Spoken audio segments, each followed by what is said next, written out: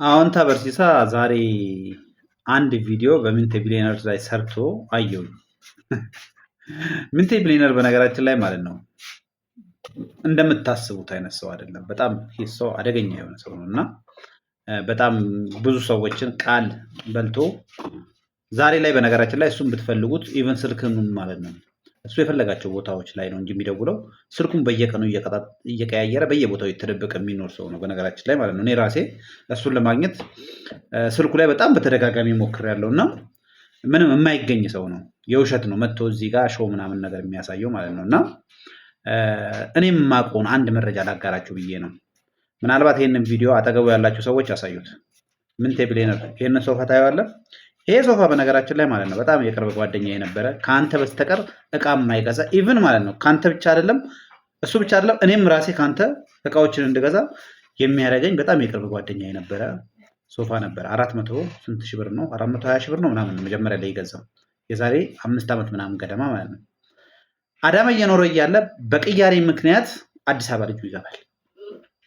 አዲስ አበባ ሲገባ በቃ ለምን የቤት እቃዬንም አልቀይር የሚልና ይነጋገሩና ሶፋውን በ200 ምናምን ሺህ ብር ሊወስድለት እንግዲህ በጣም ንጹህ የሆነ ሶፋ ነው። 1 ዓመት ምናምን የተጠቀመበት እና በ200 ምናምን ሺህ ብር ሊወስድለት ያኛው ደግሞ ትንሽ ጨምሮበት ከሱ ቤት ሌሎች እቃዎችን ጨምሮ ሶፋን ጨምሮ ይወስዳል። ይወስድና እዚህ መኖር ይጀምራሉ።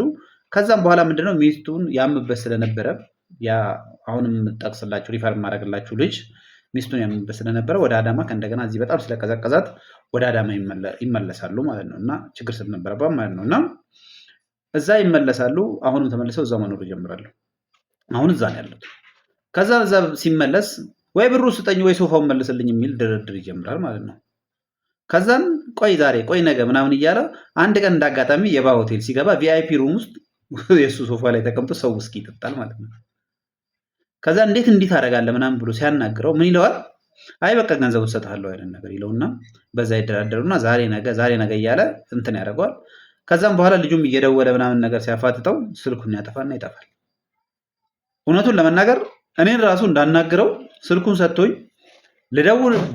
ደወልኩለት ኢቭን ሆቴሉም ሄድኩኝ ላገኘው አልቻልኩም።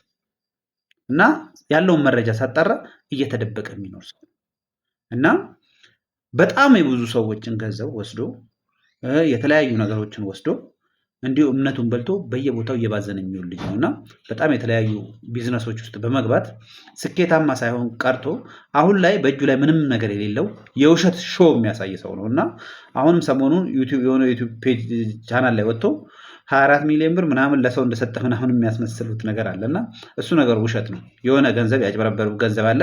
ያንን የሚቀባበሉበት መንገድ ነው። ህጋዊ ለማድረግ የሚጣጣሩበት መንገድ ነው። ምናልባት ፖሊሶቹም ይህን ነገር ገብታችሁ ወደ ውስጥ ቼክ ብታደረጉት ጥሩ ነው። ማለት ይሄ የብሩን እንቅስቃሴውን ብትቆጣጠሩ ጥሩ ነው ብዬ ነው የማስበው። ሚንቴ ቢሊየነር በአሁኑ ሰዓት ላይ እየከሰረ ምንም የሌለው ሰው ነጭ የተውን እንግዲህ ይህን ሶፋ ታውቀዋለህ። ሚንቴ ቢሊየነር የዚህን ሶፋ 200 ምናምን ሺህ ብር መክፈል አቅቶክ ሜዳ ለሜዳ ስልክህን ዘግተህ የምትሮጥ ሰው ነህ እና ከየትም አምጥተህ 20 ምናምን ሚሊዮን ብር ለሰው ለግስ ሰው አይደለህም። አቅምን በዛ ደረጃ ያለ ሰው አይደለህም ለማለት ፈልጋለሁ። ምናልባት አቅም አለኝ ብለህ የምታስብ ከሆነ እኔም እንዳምነህ ፐርሰናሊ ነገሩንም እየተከታተልኩት ስለሆነ ይህን ሶፋ መልሰ ወይንም ደግሞ ገንዘቡን መልሰ አሳየኝ ለማለት ፈልጋለሁ። ለማንኛውም ስላዳመጣችሁኝ አመሰግናለሁ። እስከዛው ድረስ ግን ሚንቴ ቢሊየነር በጣም አደገኛ ነው። አዎንታ በርሲሳ ስርስሩ ተከተለው። ይሄ ልጅ በነገራችን ላይ ማለት ነው እያጠፋ ያለው ጥፋት አይደለም። እስከዛሬ ከሰራሃቸው ወንጀለኞች የባሰ ወንጀለኛ እንደሆነ እኔ ላረጋግጥልህ እወዳለሁ።